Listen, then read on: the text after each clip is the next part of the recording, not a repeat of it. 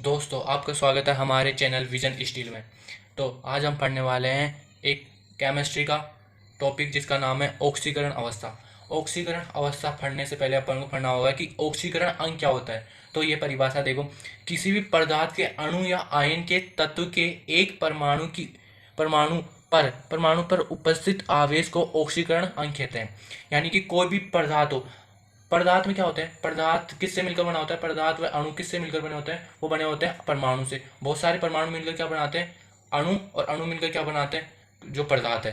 तो जो जो परमाणु है, यानी कि जो तत्व है, उस तत्व में जो आवेश उपस्थित होगा, जैसे यहाँ पे ये जो सोडियम है, तो सोडियम पर कितना आवेश है, +1 आवेश है। और जो Cl क्लोरीन है, तो क्लोरीन पर कितना आवेश है, -1 आवेश है। तो जो आवेश उपस्थित होगा उसे क्या बोलते हैं, ऑक्सीकरण अंक बोलते हैं। अब जो आवेश और ऑक्सीकरण अंक बराबर ही होते हैं, है ना। तो अपन को सबसे पहले देखो, अब अपन को ये पता चलाना है कि सोडियम पर प्लस ही आवेश क्यों आया और क्लोरीन पर माइनस ही आवेश क्यों आया। जैसे कि और एलिमेंट ले लो, और तत्व ले लो, जैसे हाइड्रोजन पर प्लस क्यों आता है, और जैसे क्लोरीन हो, फ्लोरीन हो गया, और ब्रोमीन हो गया, आयोडीन हो गया, और जैसे हीलियम है, नियोन है। तो इन पे कोई आवेश क्यों नहीं होता है, अपन को इन बातों की गणना करनी है। तो इन बातों की गणना के लिए सबसे पहले अपन को क्या करना पड़ेगा, अपन को करना पड़ेगा आवेश की गणना करनी पड़ेगी। यानी कि किसमें कितना आवेश है उसकी गणना करेंगे, तो अपन को पता चल जाएगा कि उसमें कितना ऑक्सीकरण अंक है। और जितना ऑक्सीकरण अंक होता है, और जिस अवस्था में, जैसे ये है, तो ये सोडियम की ऑक्सीकरण अवस्था है। तो इससे, तो अब अपन को क्या करना है, आवेश की गणना करनी है। तो आवेश की गणना करने के लिए अपन को क्या करना पड़ेगा, सब कोई भी एलिमेंट ले लो। जैसे सबसे पहले ले लेते हैं अपन हाइड्रोजन ले लेते हैं। तो अब देखो, आप हाइड्रोजन का परमाणु क्रमांक कितना होता है, 1। तो इसका मतलब क्या होता है कि इसमें एक ही क्या होगा, प्रोटॉन होगा। इसमें एक ही क्या होगा, इलेक्ट्रॉन होगा। वो बात अलग है कि हाइड्रोजन के समस्थानिक होते हैं, तो इसमें अलग अलग द्रव्यमान होगा, परंतु इसका जो परमाणु क्रमांक है वो भी एक होगा। इसमें प्रोटोनों की संख्या को ही परमाणु क्रमांक कहते हैं। यानी कि प्रोटॉन की जो जितनी प्रोटोनों की संख्या होगी, उतना ही उसका परमाणु क्रमांक होगा। ये ध्यान रखना। मतलब कोई भी एलिमेंट है ना, जैसे हाइड्रोजन 1 पे आता है, तो हीलियम 2 नंबर पे आता है।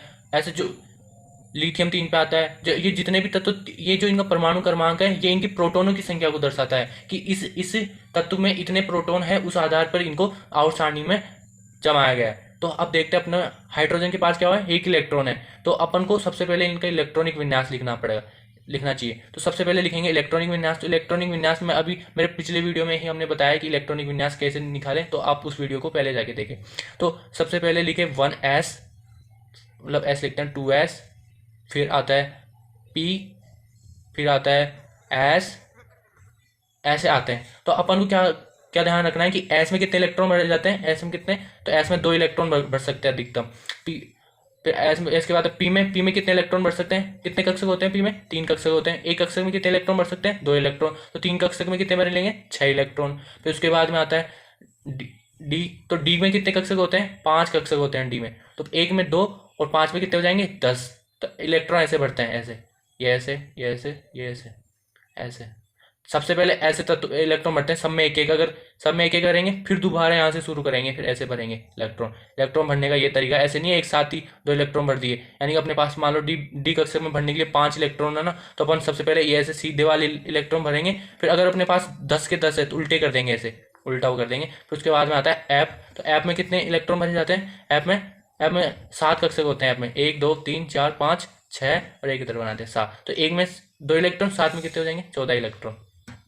तो टोटल कितने हो जाएंगे, 14 इलेक्ट्रॉन। तो अब इसमें जो हाइड्रोजन है, हाइड्रोजन में केवल 1 इलेक्ट्रॉन है, तो अपन एस में भरेंगे, तो एस में केवल 1 इलेक्ट्रॉन भरने में आएगा। तो अब देखो, अब या तो अब इसका जो हाइड्रोजन का इलेक्ट्रॉन विन्यास क्या हो जाएगा, तो हो जाएगा 1s1। तो अब हाइड्रोजन का जब ये प्लस आता है ना, हाइड्रोजन पे जो प्लस आता है, ये हाइड्रोजन प्लस इसलिए आता है क्योंकि किसी भी तत्व को अपने जीवन में क्या होना चाहिए, स्टेबल होना चाहिए। तो अपने स्टेबल होने के लिए क्या करेगा, या तो इसको यहाँ पे 1 इलेक्ट्रॉन और लाना पड़ेगा जिससे कि इसका कक्षक कंप्लीट हो जाए, या इसे ये इलेक्ट्रॉन भी दे देना चाहिए जिससे कि इसमें इसका जो कक्षक है वही खत्म हो जाए, पूरा कक्षक खत्म हो जाए, ऑर्बिट ही खत्म हो जाए इसका। तो ये क्या करेगा, इसके इतनी तो क्षमता नहीं है कि ये कोई इलेक्ट्रॉन ले ले, तो ये इसलिए क्या करेगा, ये अपना इलेक्ट्रॉन इससे जो भी जुड़ेगा उसको दे देगा। तो ये इस इलेक्ट्रॉन को किसी को देगा तो केवल इस पे जो इसका इलेक्ट्रॉन विन्यास क्या हो जाएगा, कुछ भी नहीं, खत्म हो जाएगा। तो अभी जब ये इलेक्ट्रॉन देगा, तो जब इलेक्ट्रॉन देगा तो कोई भी तत्व जब इलेक्ट्रॉन देता है तो उस पर क्या आता है प्लस, जब देता है, और जब लेता है तो उस पर क्या आता है माइनस। लेने पर माइनस और देने पर क्या होता है प्लस आता है। तो अब बात करते हैं अपन, अब यहाँ पे हाइड्रोजन ने क्या किया है, इलेक्ट्रॉन दिया है, तो हाइड्रोजन पे क्या आएगा, प्लस आएगा। या हाइड्रोजन पे हमेशा आपने हाइड्रोजन पर प्लस ही देखा होगा। अब कुछ कंडीशन में हाइड्रोजन पर माइनस भी होता है, वो अपन बाद में बात करेंगे। तो अब इसके बाद में अपन ले लेते हैं जैसे कि हीलियम। अब आपको मैं ये बता दूं कौन सा तत्व स्टेबल होता है। तो आपने आवर्त सारणी में जो 18 वर्ग देखा है ना, जिसे अपन क्या बोलते हैं, अक्रिय गैस बोलते हैं। अक्रिय इनका नाम क्यों निकला, क्योंकि ये किसी को ना तो इलेक्ट्रॉन देते हैं ना किसी से इलेक्ट्रॉन लेते हैं। ये किसी भी इनका आपने किसी कहीं पर भी इनका कोई भी तत्व नहीं देखा होगा आपने, यानी कि कोई अणु नहीं बनाते हैं ये। मतलब ऐसे तो देखा होगा कि हीलियम और हीलियम के दो अणु तो देखे होंगे, पर ये अन्य किसी तत्व के साथ नहीं जुड़ते। जैसे कभी आपने ऐसे नहीं देखा होगा कि हीलियम और क्लोरीन, तो ऐसे कभी भी नहीं देखा होगा आपने। क्यों, क्योंकि ना तो किसी को इलेक्ट्रॉन देते हैं ना किसी से इलेक्ट्रॉन लेते हैं। तो ये जो 18 वर्ग होता है ना, हीना, नीना और कटरीना जैसे रेना, तो जो ये है ना इनका, तो जो हीलियम का कितना होता है 2, नियोन का कितना होता है 10, ओरन का कितना होता है 18, इसका कितना होता है 36, रेडोन का, ऑर्गन का 18, क्रिप्टोन का 36, जीनोन का कितना होता है, जीनोन का होता है 54। फिर आता है रेडोन, रेडोन का कितना होता है, रेडोन का होता है 86। और इनका इलेक्ट्रॉनिक विन्यास कैसे होता है, ये जो हीलियम है तो हीलियम का इलेक्ट्रॉनिक विन्यास क्या होगा 1s2। नियोन का कितना होगा, लास्ट वाले देखें हम भारतम कोश के जो कक्षक है उनके बारे में देख रहे हैं, s2 2s2, और फिर हो जाएगा 2p6। फिर उसके बाद में क्या होगा 3s2 3p6। अब इसका क्रिप्टोन का कितना होगा, क्रिप्टोन का हो जाएगा 4s2 4p6। फिर जो लास्ट में ये है जीनोन, ये जीनोन का कितना हो जाएगा, तो जीनोन का हो जाएगा 5p6। और फिर ये है रेडोन, तो रेडोन का कितना हो जाएगा 6s2 और 6p6। ये हो जाएगा रेडोन का, सबका ये हो जाएगा। अब जो ये तत्व है ये हमेशा स्टेबल है, ये किसी को ना तो इलेक्ट्रॉन देते हैं ना किसी से इलेक्ट्रॉन लेते हैं, तो सब इनकी तरह होना चाहते हैं। तो देखो हाइड्रोजन, हाइड्रोजन तो हाइड्रोजन को अगर एक इलेक्ट्रॉन ले लेता हाइड्रोजन तो भी हीलियम की तरह होता, और हीलियम की तरह होकर क्या वो भी स्टेबल हो जाता, परंतु उसके पास एक इलेक्ट्रॉन लेने के लिए विद्युत ऋणता नहीं थी तो इलेक्ट्रॉन नहीं ले पाया। दूसरा, अगर मान लो सोडियम है, सोडियम की बात करते हैं अपन, तो आप सोडियम पर प्लस क्या होता है, तो सोडियम का अपन को इलेक्ट्रॉनिक विन्यास लिखो तो 1s2 2s2 2p6 और क्या होता है 3s1।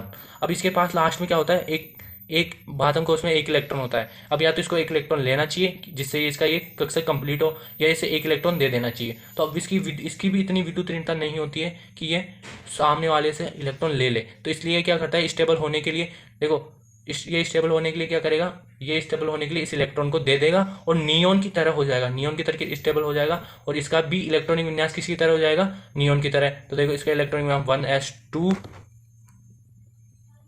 1s2 2s2 2p6। तो इसका इलेक्ट्रॉनिक विन्यास किसी तरह हो गया, इसका भी इलेक्ट्रॉनिक विन्यास नियोन की तरह हो गया।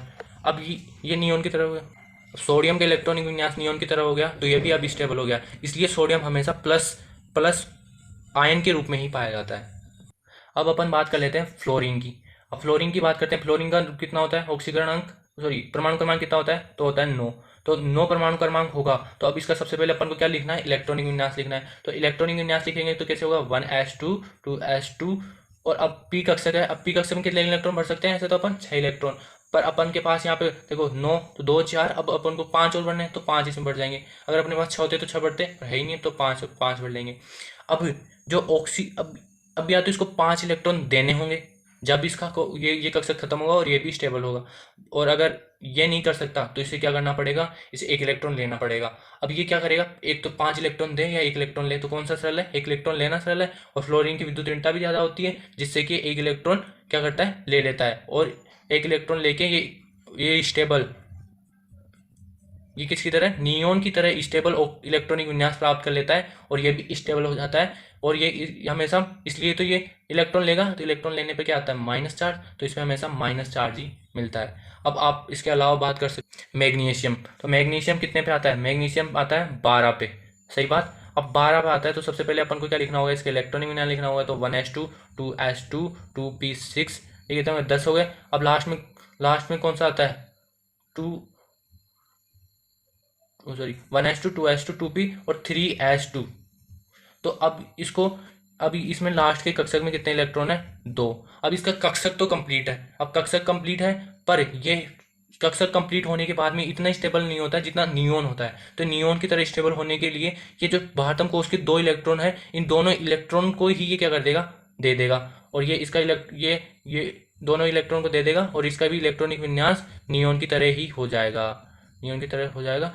अब ये 2 इलेक्ट्रॉन दे रहा है, तो इलेक्ट्रॉन देते हैं तो अब उसमें क्या चार्ज लगता है? उसमें चार्ज लगता है प्लस चार्ज, प्लस चार्ज लगता है ना इलेक्ट्रॉन देने पर। तो 2 इलेक्ट्रॉन देगा, इसलिए मैग्नीशियम पर हमेशा +2 चार्ज लगता है। अब ऐसे सभी तत्वों पर ये नियम काम करता है। तो आप और तत्वों की आप जैसे आप यूज़ कर सकते हो। अब आगे की वीडियो आगे बनाएंगे। तो ऐसे ही क्या होता है, जैसे क्लोरीन, अगर क्लोरीन हमेशा एक इलेक्ट्रॉन देता है तो इसमें सॉरी लेता है तो इसमें -1 आता है। ब्रोमीन एक इलेक्ट्रॉन लेता है, माइनस आता है। आयोडीन एक इलेक्ट्रॉन लेगा, माइनस आ जाएगा। और एल्यूमिनियम 3 इलेक्ट्रॉन क्या करता है? देता है, तो इसलिए इस पर प्लस आ जाएगा। लिथियम एक इलेक्ट्रॉन देता है तो इस पर आ जाएगा। और बेरिलियम भी 2 इलेक्ट्रॉन देता है, इसलिए इस पर भी क्या आ जाएगा? 2+ आयन आ जाएगा। तो ऐसे अपन किसी भी तत्व की जो आयन अवस्था होती है, उसकी आयनिक अवस्था वो निकाल सकते हैं। तो आप थैंक यू, और वीडियो को लाइक करें, सब्सक्राइब करें और चैनल को सब्सक्राइब करें।